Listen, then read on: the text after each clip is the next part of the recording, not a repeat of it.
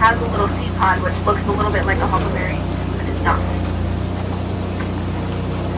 And we have two more of our upside down flower towers up here. These are new installations as of this season, so they're still kind of in the stages of construction.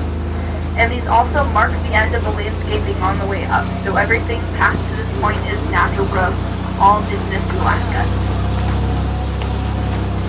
And like I said, we're going all the way up to 600 feet above sea level, up on Heinzelman Ridge. Although Thunder Mountain, the mountain that we're on right now, tops out at about 3,700 feet, and so we don't quite go all the way up to the top. But there's 200 feet over on the left there. And up ahead of us, off to the right-hand side of the road, we've got this big rock face. You can see it's very jagged on the right-hand side. And that is caused by saltwater erosion. This rock used to be quite a bit lower down at sea level. And it has risen to where it is now due to an effect called isostatic glacial rebound. So that describes the effect of the glaciers moving across the land about 10,000 years ago after our most recent ice age. And so they receded up into the Juneau ice fields, and as they did so, they carved out the Mendenhall Valley, and they caused all this land to rise back up after the pressure of the glaciers was lifted. And so the land is now rising at about half an inch per year. So that is how that rock got up here, and pretty soon all the surrounding islands around Juneau will become part of the mainland, although that'll take quite a while. Now here in Juneau in the wintertime we get very strong winds. These are called Taku winds, that's T-A-K-U. Down at sea level, those can reach gusts of 90 miles an hour, up in our mountaintops 150 miles an hour, bringing over trees like this one here on our right. This is an uprooted Sitka spruce. You can see it has very shallow roots.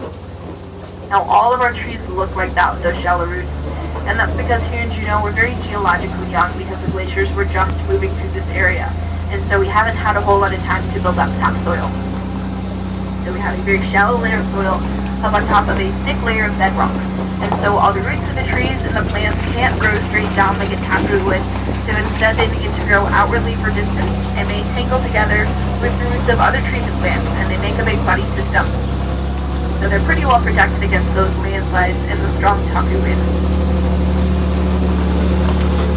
Now all along the path you'll see red elderberry bushes.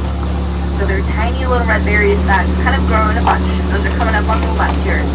Red elderberries are toxic. Their seeds contain cyanide, so you don't want to eat them or else you'll get very sick. They won't kill you, but you will get very sick.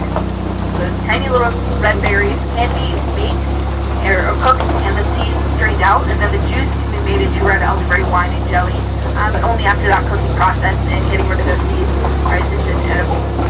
And it's a very tedious process because those berries are very tiny, especially getting all the stems out of them, but my dad does it every year.